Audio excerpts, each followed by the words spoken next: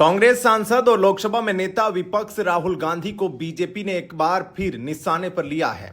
दरअसल राहुल गांधी ने कई अखबारों में लेख लिखा कि चुनाव कैसे चुराया जाता है।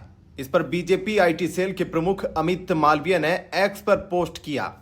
अमित मालवीय ने लिखा है कि राहुल गांधी को अच्छी तरह से समझ है कि चुनावी प्रक्रिया कैसे काम करती है। मालवीय ने लिखा कि राहुल गांधी का लक्ष्य स्पष्टता की जगह अराजकता है।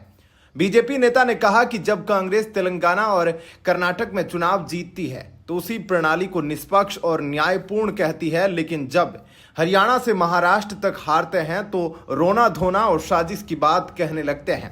अमित मालवीय ने यह भी लिखा है कि हमारी संस्थागत प्रक्रियाओं के बारे में वोटरों के मन में शक और सहमति के बीज बोने की कोशिश उन्होंने बार बार की है। बीजेपी नेता ने अमेरिका के खरबपति और कई देशों में सरकारों के खिलाफ आंदोलन खड़ा करने वाले जॉर्ज सोरोस का नाम लेकर राहुल गांधी पर निशाना साधा है। अमित मालवीय ने लिखा है कि जनता के अपने देश के संस्थानों में भरोसे को व्यवस्थित रूप से खत्म करने की सोरोस की सीधी रणनीति है, ताकि रणनीतिक लाभ के लिए उनको भीतर तक तोड़ा जा सके।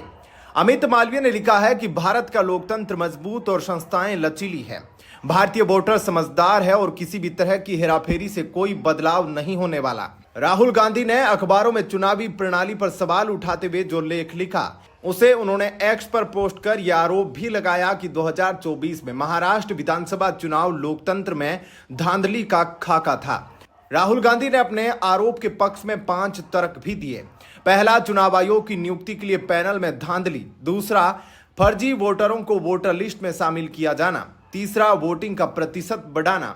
चौथा, फर्जी वोटिंग को उसी जगह करना जहां बीजेपी को जीतना है। और 5वां आरोप उन्होंने सबूत छिपाने का लगाया। राहुल गांधी ने लिखा कि जो पक्ष धोखा देता है वो खेल जीत सकता है। राहुल गांधी ने यह भी आरोप लगाया कि महाराष्ट्र की तरह बिहार विधानसभा में भी मैच फिक्सिंग होगी, साथ ही उन जगहों पर भी होगी जहां बीजेपी हार रही है। राहुल गांधी ने लिखा कि चुनाव में मैच फिक्सिंग किसी भी लोकतंत्र के लिए जहर है।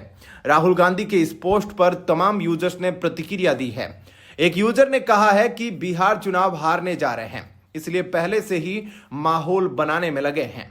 आपका क्या कहना है इस पूरी खबर पर? कमेंट सेक्शन में अपनी राय जरूर दीजिए। धन्यवाद।